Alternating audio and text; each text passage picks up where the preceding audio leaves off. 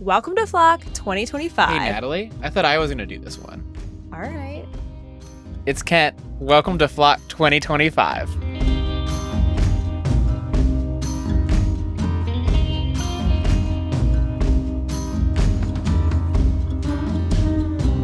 What I hoped to capture was a lot of, yarn and fiber, because after all, we're at a Fiber Fest in Seattle, Washington.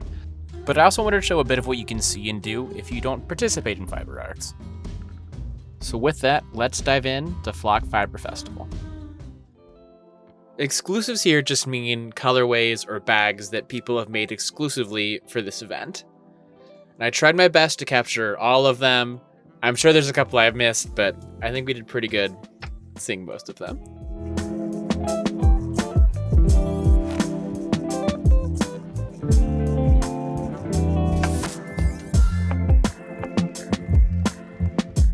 What some creators will do is they'll take something about the city that the event's in, whether it's the music scene or the natural beauty of the area, and make a colorway off of that. So here we get things related to Seattle or just whatever the creator is feeling.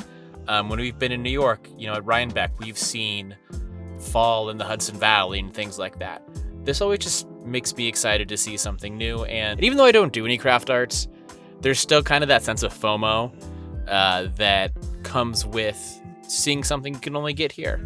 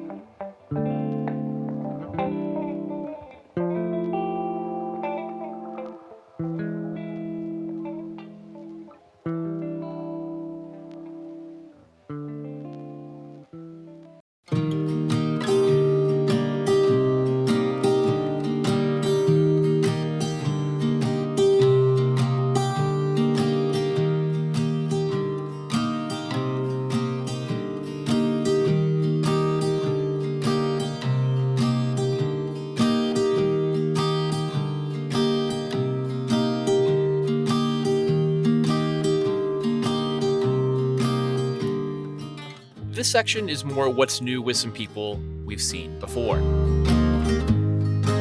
It's me. I'm back. I'm taking over for Kent just for this section so I can give you more of the good details on this yarn. CZM Yarn came to the show with a brand new base called their Merino Woolen Sock.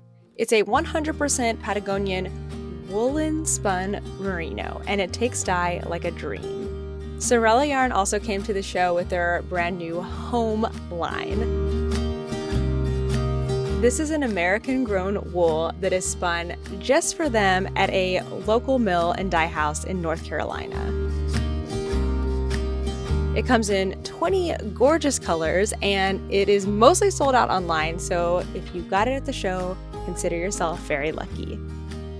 Farmer's Daughter Fibers brought their kits for their new Wool in Wonder collection, which is a collaboration with several different designers.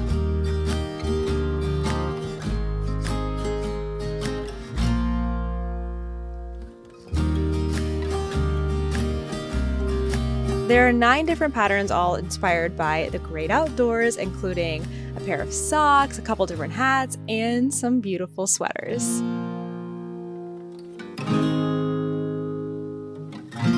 And Seismic Yarn brought in colorways from her new 6 collection.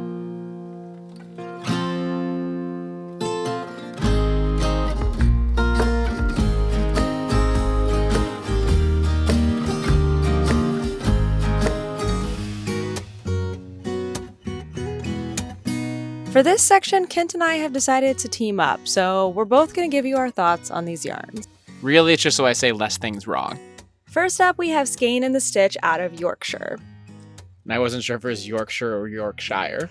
The coolest thing about this yarn is that all of it has been sourced, spun, or milled within a 40-minute radius of Jess's home in Yorkshire. You may also recognize the Skein and the Stitch because this is going to be the yarn advent that I'm getting this year that is Anne of Green Gables themed. New to us this year is Fiber MacGyver out of Minnesota.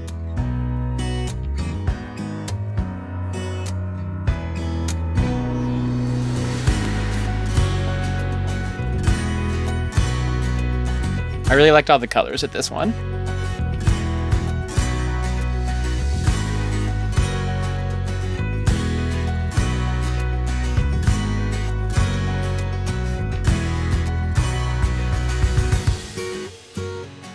Our next stop was Viking Fiber Co. out of Denver.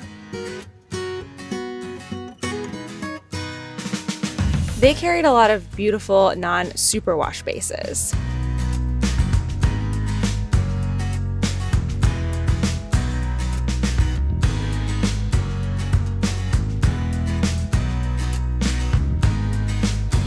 They also had a show colorway that we totally missed in the beginning, but it was really stunning, kind of reminded me of the outdoors.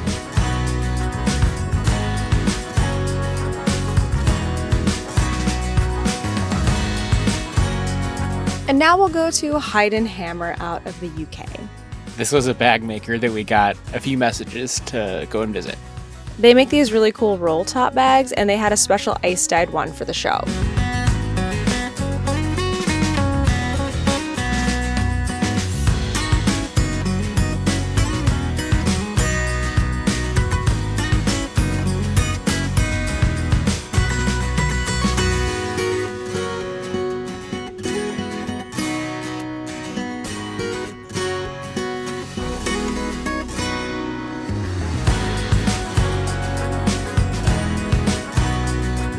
I was personally very excited to meet Ross of Twisted Ambitions because we've seen his yarn a lot before, and my local yarn store in Tennessee, Bliss Yarns, also loves him.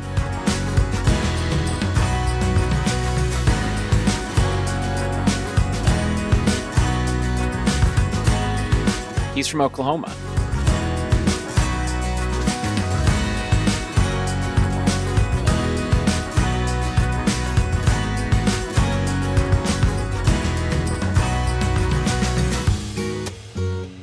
Lastly, we're going to Fashion School Dropout out of New Jersey. I mean, it kind of makes sense, but looking at all these colorways made me really excited for the Devil Wears Prada too. I am also super excited to see that movie because I love the first one. It's not blue, it's cerulean. Emily?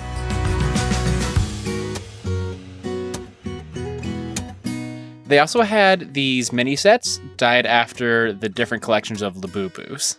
Speaking of Labubus. Labubus were everywhere at Flock. If you don't know what they are, like I didn't, they're these cute little guys.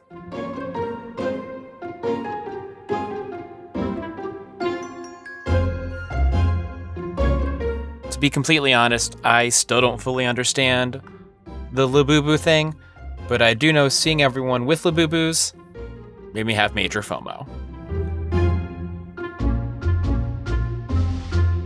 So I went on a quest to try to find some, which took me through Seattle. Of course, I had to go see them throwing some fish. I did find one person selling them for $90, but I was a little concerned I might get LaFuFu'd. So the next day I went back to Flock, a bit disheartened, but enjoyed the LaFuFu collection from Superglow. while there, they said they had stickers. So while I didn't find my own Labubu, I did get a Lafufu sticker.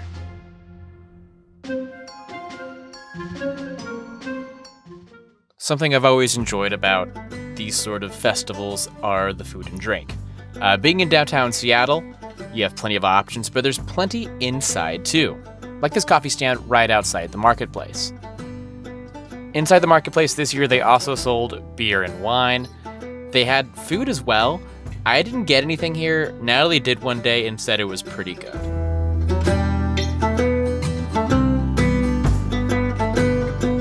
They also had an after-hours event at Stoop Brewing. While I didn't get to sit at the table, I did enjoy this hazy IPA. Being in Seattle, there's plenty of coffee in every direction of the convention center. I went to Anchorhead, where I got this tangerine caramel latte. I also went to this coffee place called Artie, where this cute little robot made my coffee for me.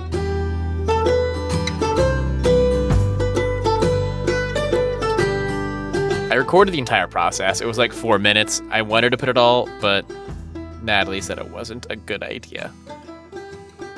But it was still a pretty solid coffee. For lunch one day, Natalie and I went to Just Poke literally across the street from the convention center. We went there last year too, and we were very excited to go back. While I was on my Labubu quest, I stumbled across this musubi place, and I got a boba tea.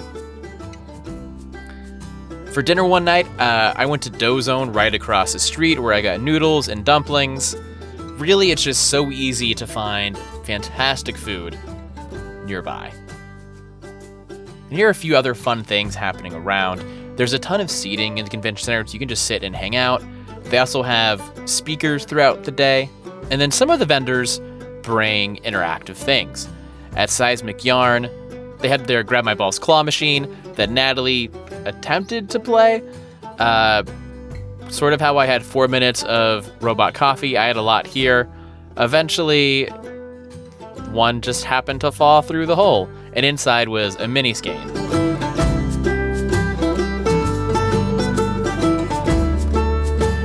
Chill Torch Niche right next door also had this cool little vending machine.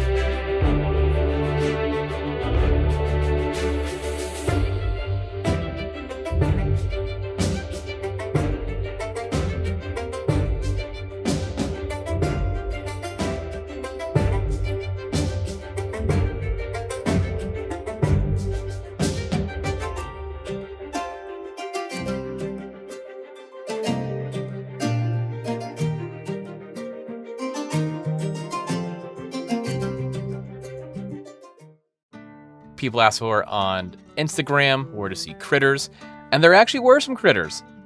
2 little sheep. I believe there were also 2 sheep last year. I don't remember if they were the same, but they were here. And while I didn't find any other alive critters, I did find these skeletons. These were kits that were available at Serial Knitter's Dye House.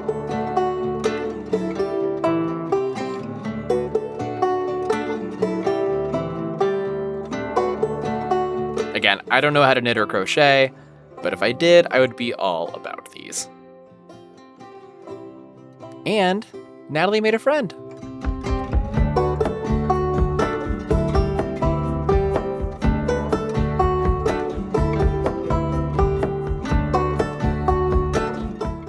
Hi, my name is Lindsay, and this weekend at Flock, I purchased this candle from Skein and Stitch. I scored a skein of the Disneyland collection from Sorella that I didn't have yet in stash, and this adorable project bag with a cork bottom from Positively Yarny, in addition to a bunch of stickers. Hey guys, I'm Erica. I am wearing the Cozy Stripes by Shayna Billow for Chelsea Yarns. It is a great stash buster. All of it was mini skeins and leftover boucle and mohair. So I bought yarn for a stripe hype. I got one skein of each Fashion School Dropout color. And then I also got, as the main color,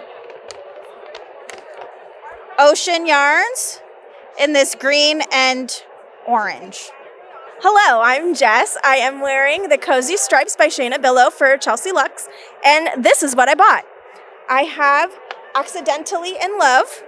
I love it because it's like a bubblegum pink colorway. I'm going to make a Manhattan hat out of this.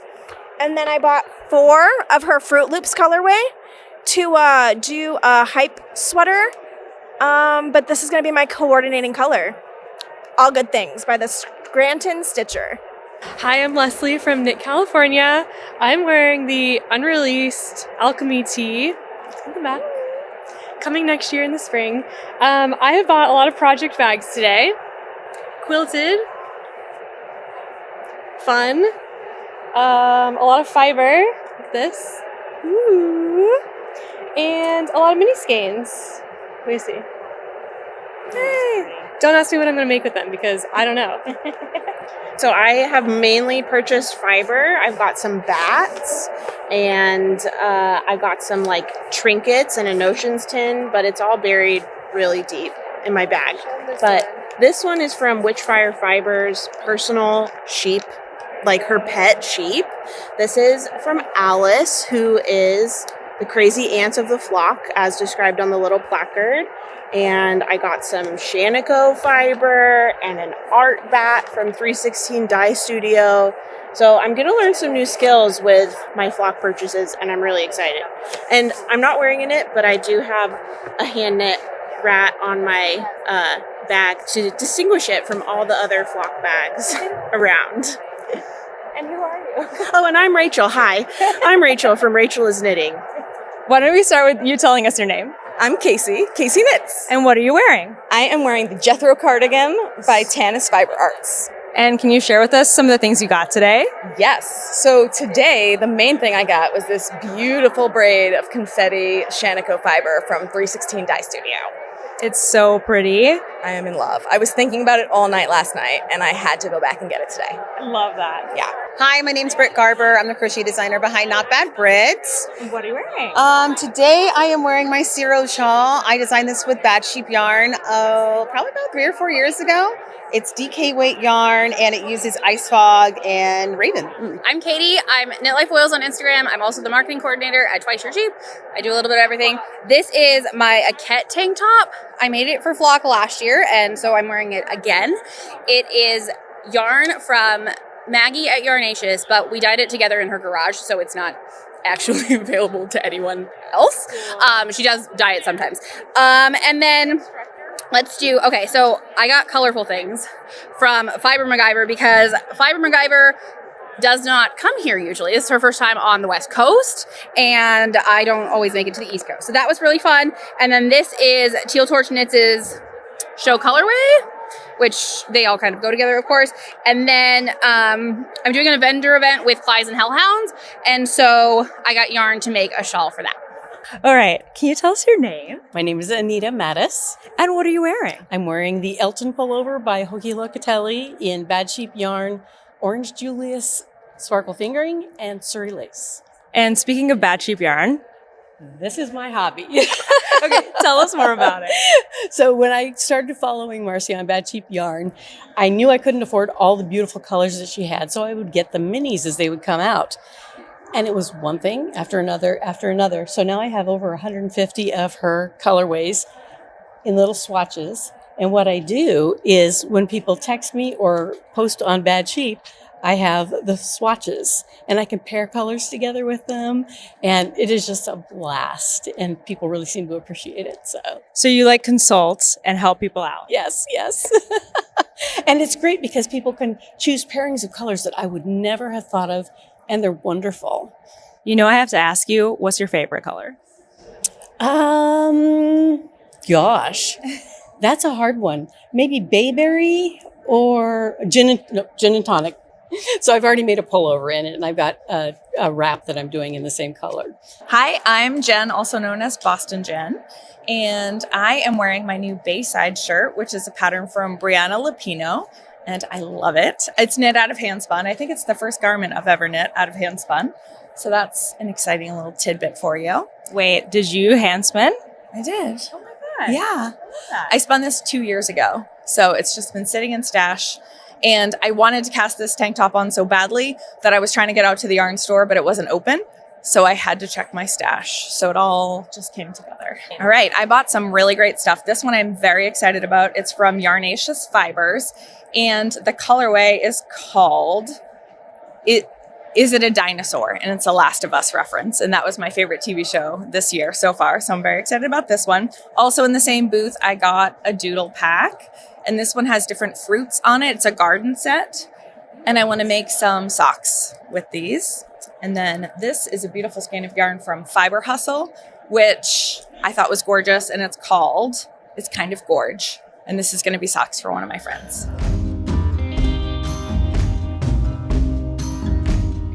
And that brings us to the end of this video. Thanks for staying with me. Again, I promise, one-time thing. This is such a cool event, as are all yarn festivals. The community's awesome. If you've never had the chance to go to one, you totally should. They're fun, even if you aren't a knitter or crocheter. Until next time, Seattle.